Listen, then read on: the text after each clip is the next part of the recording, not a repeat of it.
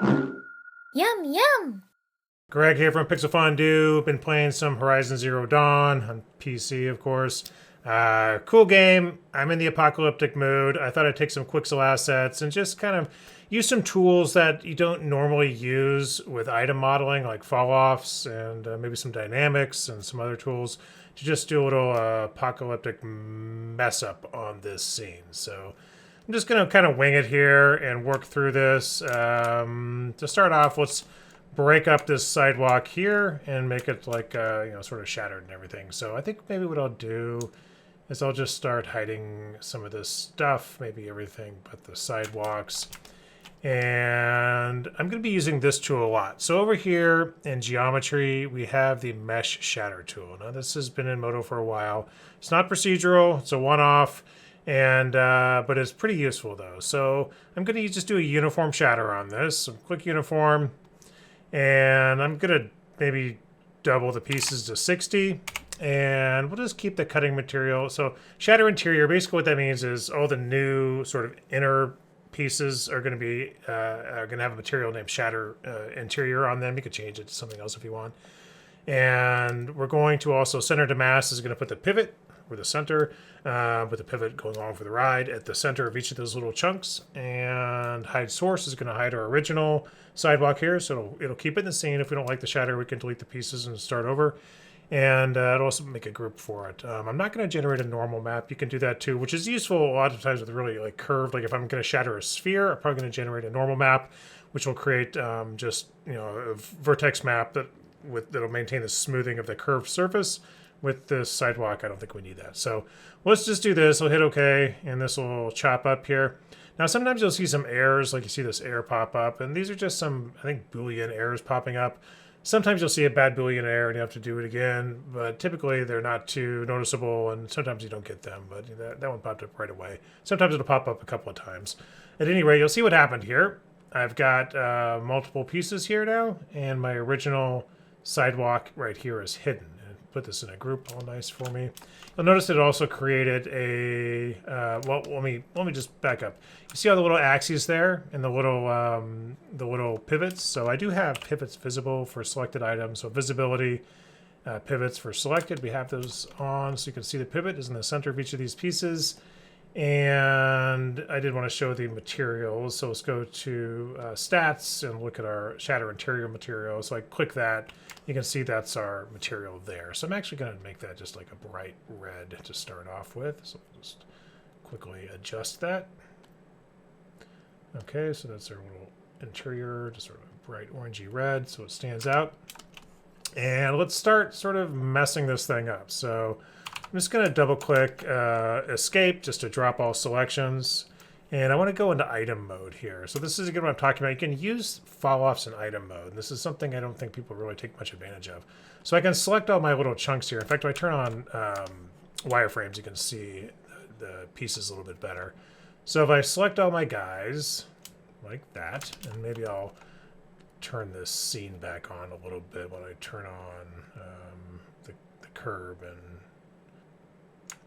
okay, so we've got these things back on, and what I'm going to do is come over here to fall off and go to linear. I really suggest putting fall offs on a pie menu. I have them on Control 4, where you just go to my fall offs here. I also can clear these fall offs from here just by going up top. And if I look at the top, sort of go around to the top view here and right click, I can draw my fall off, right? So the fatter end is going to get the most effect. So I'm just going to drag the thinner end to this side of the sidewalk and leave the fatter end down here. Right now the shape preset is at ease out. Let me just move these to the side so it's a little bit easier to see this little purple thing here. You can see this shape preset change if I change this to linear there, right? So that's just changing the amount of fall off along the line there. I actually want ease out not ease in, I want ease out because I want the most effect of my transform tools to happen to these guys down here.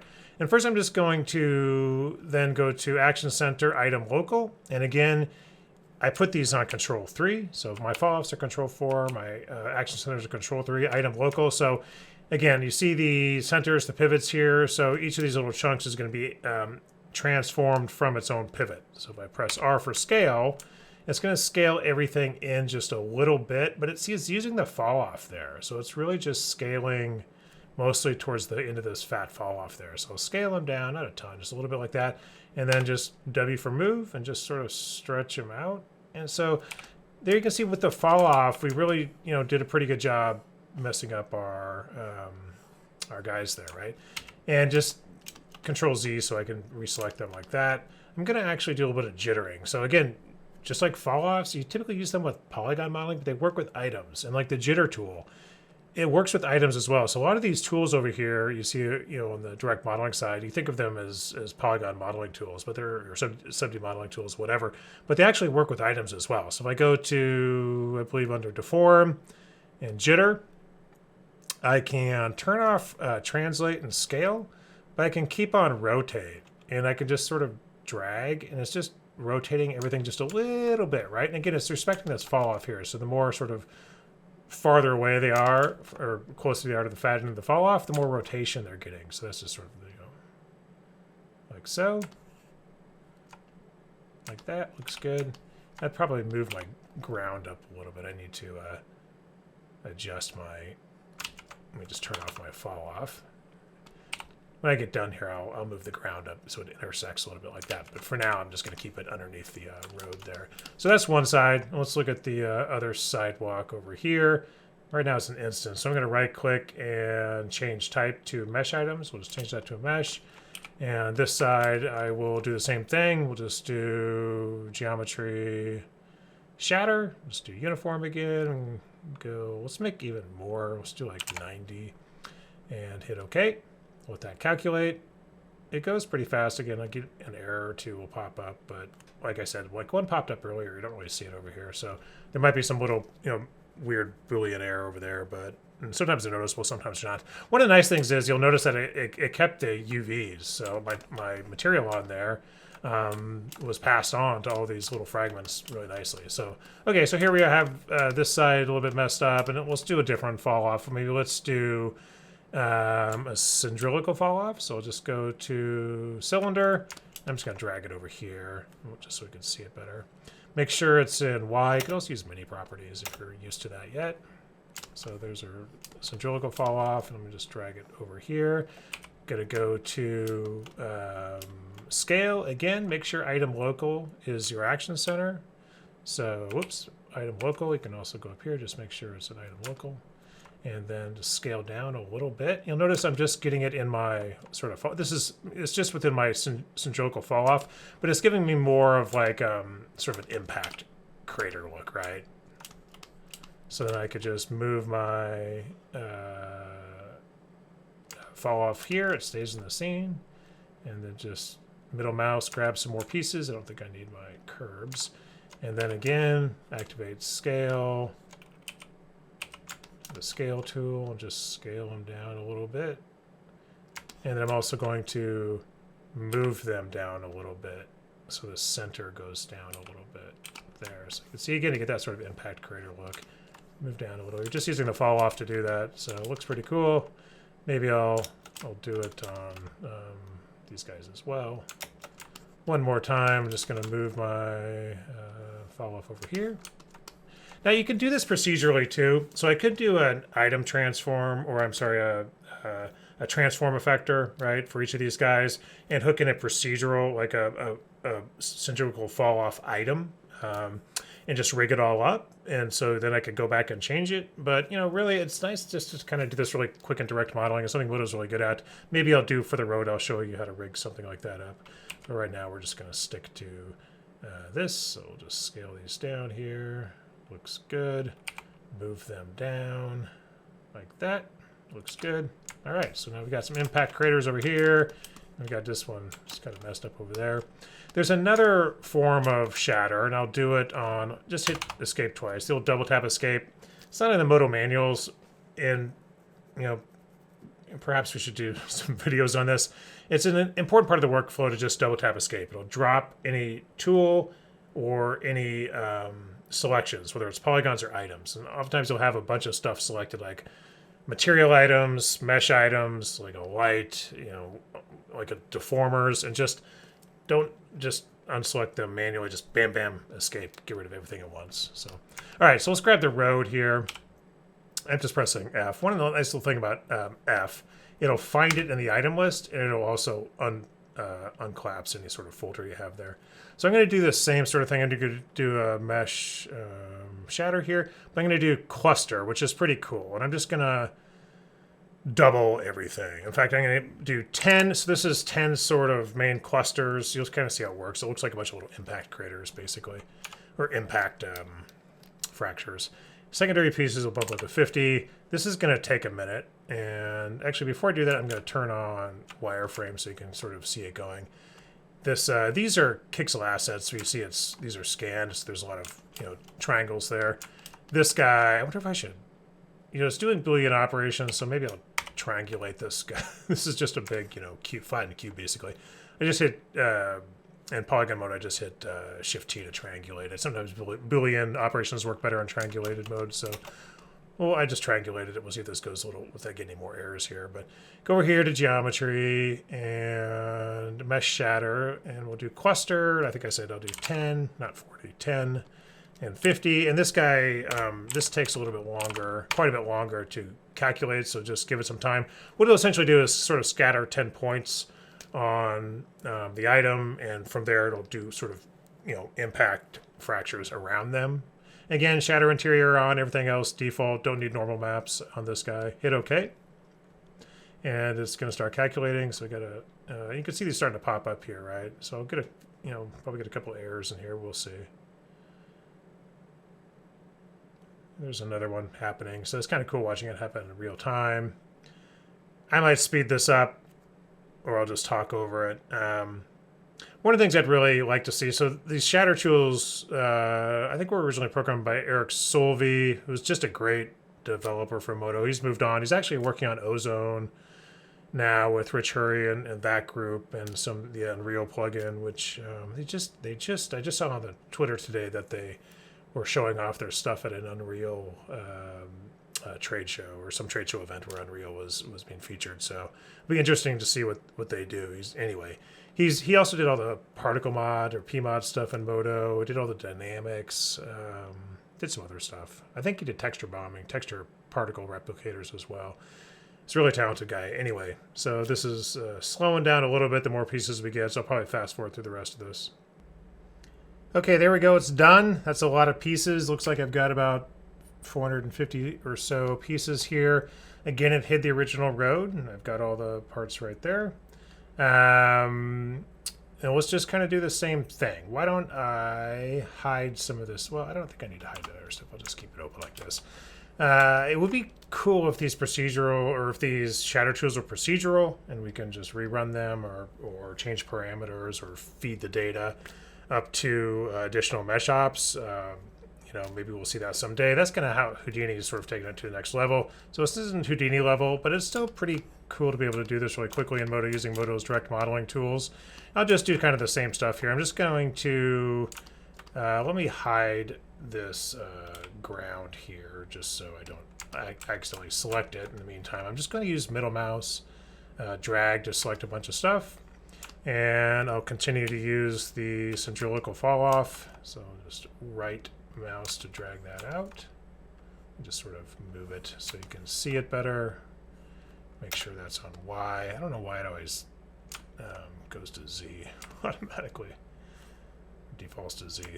Anyway, so yeah, we'll just put it on here. Do my scale tool. Make sure I'm in item local, and just sort of the same methodology. Scale some stuff down. Move it down a little bit. See, there's a bit of a, there's an object in here maybe that's a bad Boolean. Let me just hide it. It's covering up some of our work here. There we go. Got rid of those guys. So I think it's inevitable if you have 50 pieces, you're going to get a few bad Boolean chunks in there. But yeah, that's basically what we're doing. Let's do this a couple more times. Let's do, yeah, we'll just stay with Centrifugal.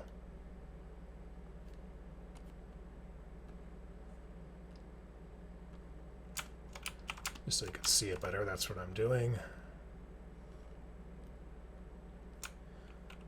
Control 2, if you don't have your viewing modes on there yet, I suggest you put that pie menu together. So yeah, let's move them down and do a little bit of a scale on these guys.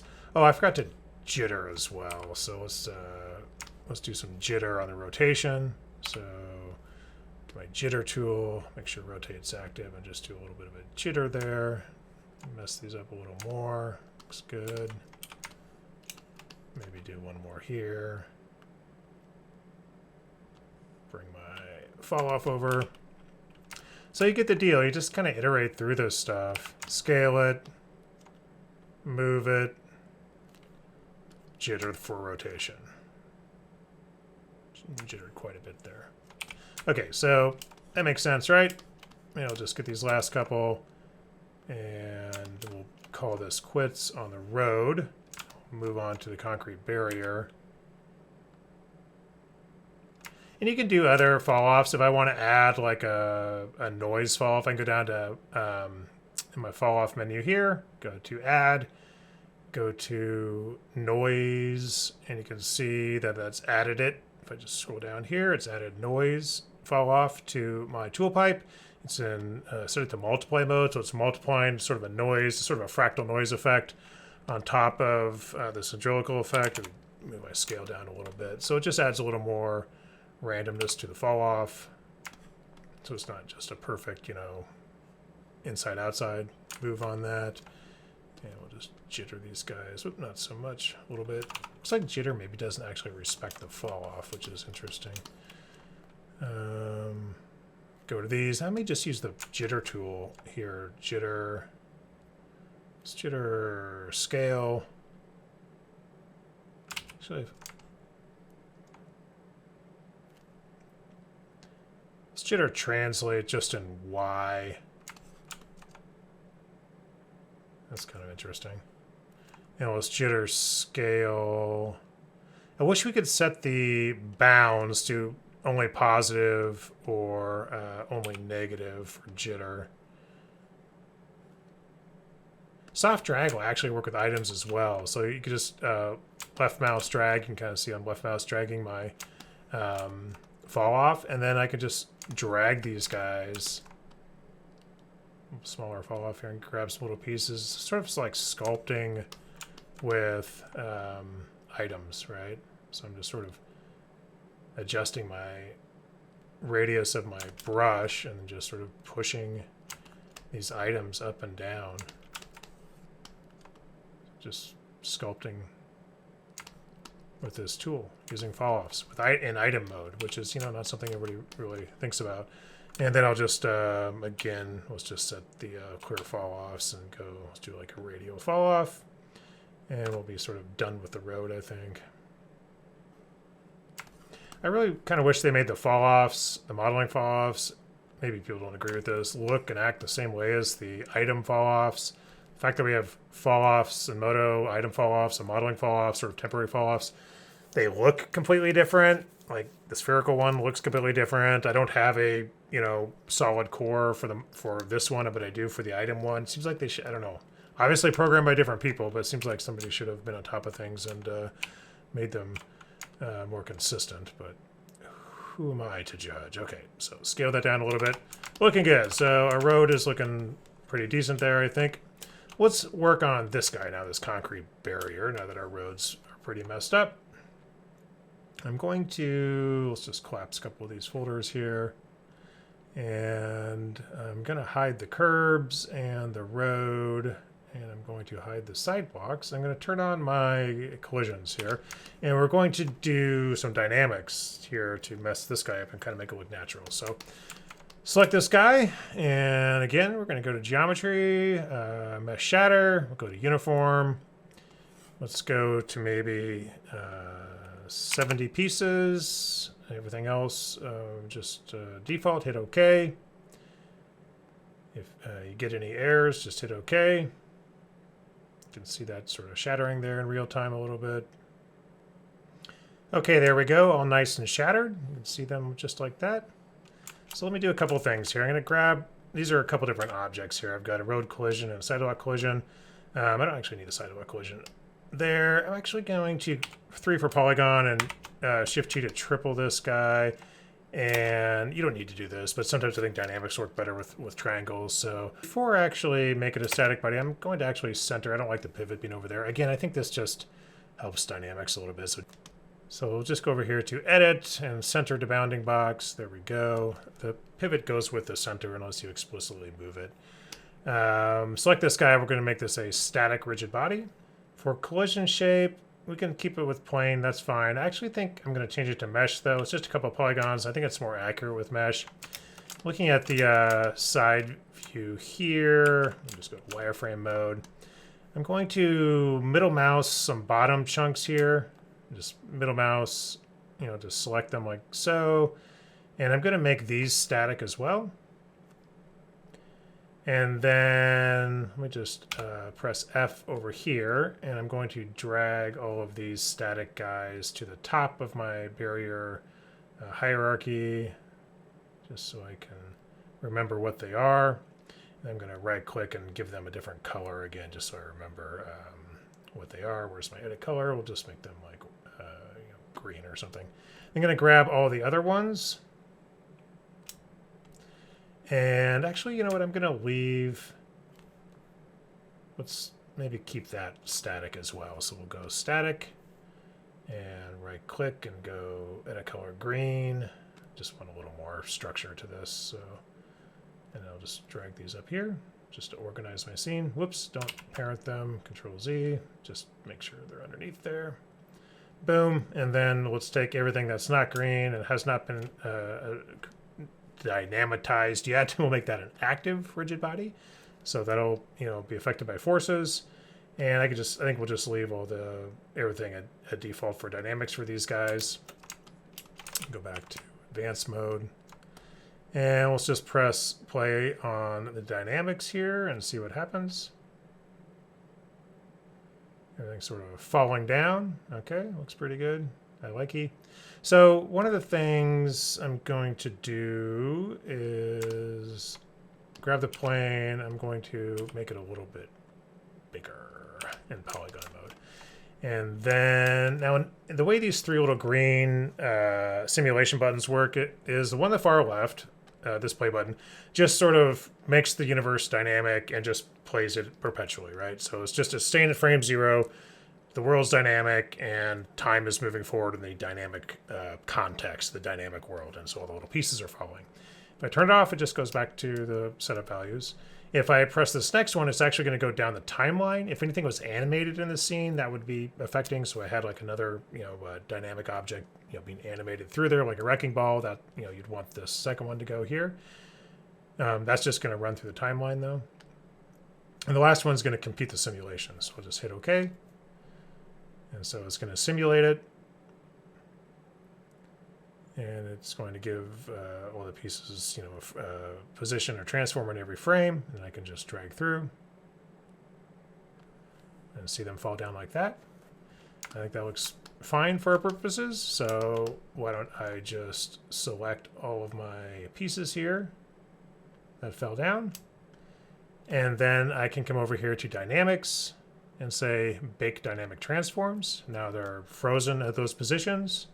And I can actually grab all these guys and just say, holding down shift, I can remove dynamics, static and active. So nothing is dynamic anymore, or should be. Probably should just done that one at a time. Let's just one more time grab all my static ones, hold down shift, remove dynamics. Dynamic tab should go away from over here, and grab all my active ones and holding shift remove active dynamics. You see the dynamic tab disappear there, and if I drag the timeline, they're all just stuck. So, but it's kind of a natural looking thing there, right? So looks good. Let's bring the road back on. Got the curbs and the sidewalk and the road. Hide our collisions. Bring our ground back on maybe. And I've got poles and cones in here too. So I was going to just, had all these cones in here, and I was just going to make them dynamic objects and have them rain down from the sky and drop on the scene just to get some randomization. You can do that if you want to. I'm actually not going to take the time to do that in this this particular tutorial, since we already just kind of showed how to do that with the barrier here. So what I think I'll do is I'm going to take my ground here and go to polygon mode, Shift D to subdivide faceted.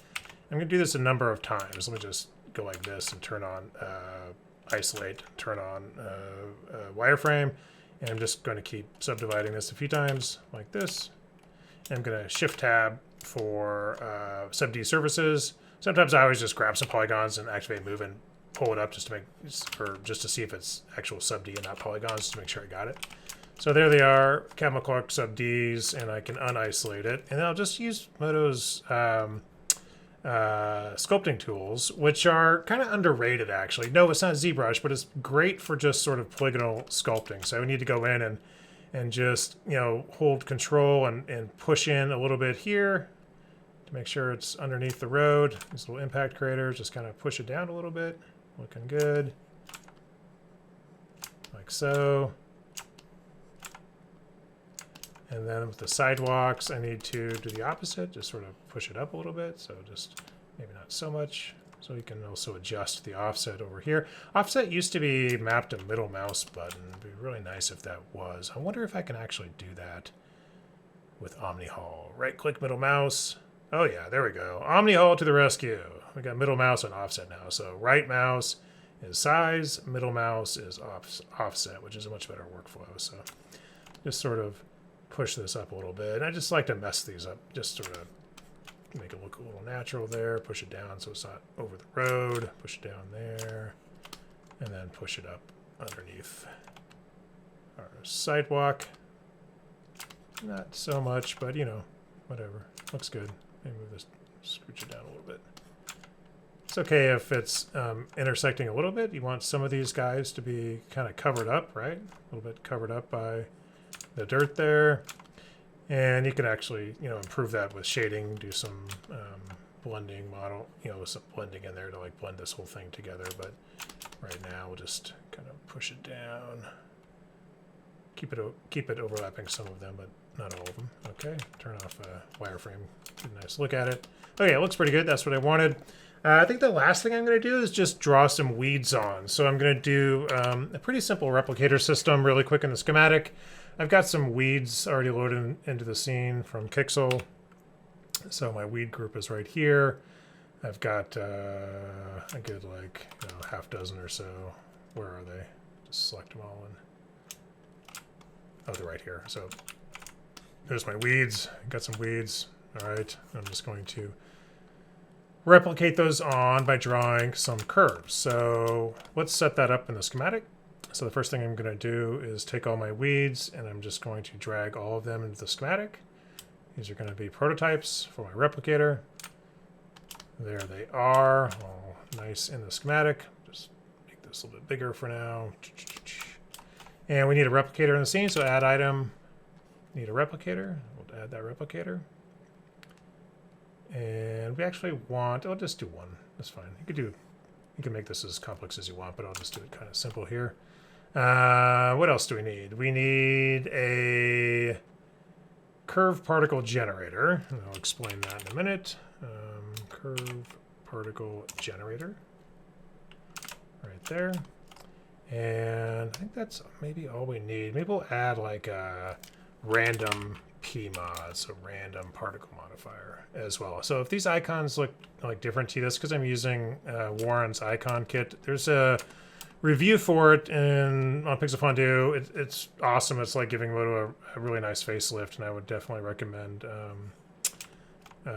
using it. So, all right, so let's set this up. So we've got the replicator to the far right, and the curve particle generator is going to go into my particle random modifier, which I may or may not use. We'll just see, but it's not going to hurt it to be part of this chain. If we'll just put it there. Although it does default to some weird stuff, so make sure it defaults to 0 for our scale, rotation, and position, so it doesn't start moving stuff around weirdly. So Here's all our weed prototypes. I'm going to hold shift and drag the little purple connector. There's sort of a visual bug there, but it's just going to drag the purple connector into the prototypes. There we go. And then I want one more mesh item. Let's just put everything in the weed group here. I want a curve mesh item. So I'm going to press N for new mesh item. I'm just going to put it in my weed group. Let's call this weed curves. And drag that into the schematic and plug that into the curve there. So let's start drawing a curve, and we'll see how just off to the side here, we'll see how this is working. So we'll just draw a curve like this. You can see particles or weeds sort of showing up along this curve, but they're facing the wrong way. So we need to change some parameters in this curve particle generator. So we're just going to change alignment mode to none. So it's just going to default back to Y up like that. And I'm going to, you can see there's also more of them. You know, I can adjust the number of them here. So I can go back here and say point count like 20. So there's quite a few. I can, you know, do some randomization as well. So I can, you know, jitter the radial position, which will bring them on and off the curve, right? So it's sort of a radius around the curve, and the larger that is, the more they get away from the curve. So I can also do a linear position jitter, so along the length of the curve. You can see it moving there. I could do a rotation jitter, like so. So I'll just add a little bit of that scale jitter. See it sort of moving up and down there. So we'll do a little bit of a scale jitter as well. And I can use my particle random modifier to also change these guys. I can also use all the randomness on my replicator to change it. In fact, I'm going to change the base scale up to like 250% right off the bat. And then, yeah, so it's looking pretty good off to the side. So I'm going to, let me just turn off wireframe. It's kind of hard to see these guys. I wish I could see them better. Why don't I delete my curve here, and then we'll come back over to these cracks, and I'll start drawing curves in between these cracks here. So kind of looking at it from the top down. My first point, I just want to make sure it's, you know, kind of right on Y. The following ones will be on the same Y axis there. So I'm just sort of drawing curves in between these cracks here, right? I'm just going to place weeds on my curve. I want it to be, you know, more dense. I can go over here to my particle random generator, or my curve particle generator, and just up the point count to like, you know, 40 or so. We have more weeds. And I could just, you know, shift click to start a new curve. You can have as many curves as you want feeding into that curve particle generator. So just shift click. I'm just drawing curves in between here. So it's just a quick, you know, nice little assembly you can create to, you know, get some weeds in your scene. But just drawing curves, just shift clicking, drawing more curves, shift click, draw some more curves there. Look good. Shift click, dink, dink, dink, dink in the cracks. Shift click, dink, dink, dink. Yeah, maybe some along here. Shift click. Like that. Kind of see them in there. And then, yeah. So then you can also do, if you want to just add more points, I can combine everything together. Let's just do our particle random modifier here. We can do some more random rotation. We'll say 360 on Y there, and maybe 10% like that. And I can add just just look at my weed group here and add a particle modifier. And what particle modifier will do is it just lets you combine multiple particle systems. So, you know, I can drag this into my schematic here. Whoops, don't want to parent that to the replicator. I just want to organize it. So I could drag this in here and say, you know, put the particle random modifier into the particle source, and then just, you know, drag this purple line to the particle source here. And then this guy will just combine other particle sources. So I can do something like, just press N for a new mesh item, and we'll just call this points. And it'll combine these points with the curve points that are already in there, the system here. So I'll just drag this into my particle modifier. So you can see there's multiple guys plugged in there. And this one I'm just going to lay down some points. So I can go over here to my sculpting brushes again. And I think there's like some decent particle scatter tools here. Particle paint. Let's give that a try. I think I need to paint maybe... I need to paint... I don't know if it'll paint on all background items or just one. Let me just turn on verts here. I think I may need to actually select... Okay, yeah, this is how particle paint works, so... It's probably not the best thing for this, but you actually... So why don't I... so the way particle paint works is, if I remember right, you can just select like the ground, and then I'll isolate it, and I'll just go to vertice mode and show vertices here, and I'm just going to particle paint on the ground. And you can see it's all those little yellow guys there. It's painting particles on the ground, like so. Sort of being lost in the shuffle here, though. I wish the tool... Oh, create particle mesh. Maybe that's what I want to do. Let me undo this. Go to particle paint. Whoops. Particle paint. Create particle mesh. Turn off verts. Is that going to create one in the... created? Oh, okay. So it's going to create a mesh parented to the ground. Let me just turn verts back on. And then... Yeah, so you can see them there. But it's actually, it's not in the ground mesh. It's in this mesh right here. But they're aligned to the ground. So this particle mesh right here, I'll just drag this in. And we'll plug that into our particle modifier right there. And so if I come out, turn off verts, you'll see that it's added weeds to all those points as well. So you can paint particles like I just did. Get more weeds.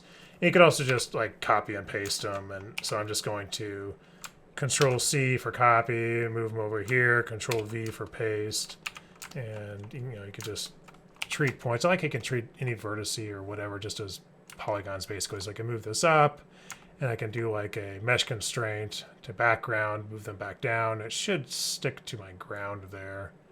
Probably should have hidden everything but the ground first, but so it's going to take a second, but that's not too bad actually.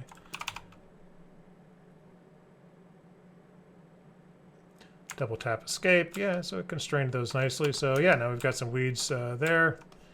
There we go. So it's just sort of a nice little apocalyptic dress up using a little bit of dynamics, a little bit of shattering, and some fall-offs in item mode, some jittering, some scaling, transforms. We've got a little system here for putting weeds and stuff. And of course you can use the system for trash, whatever else.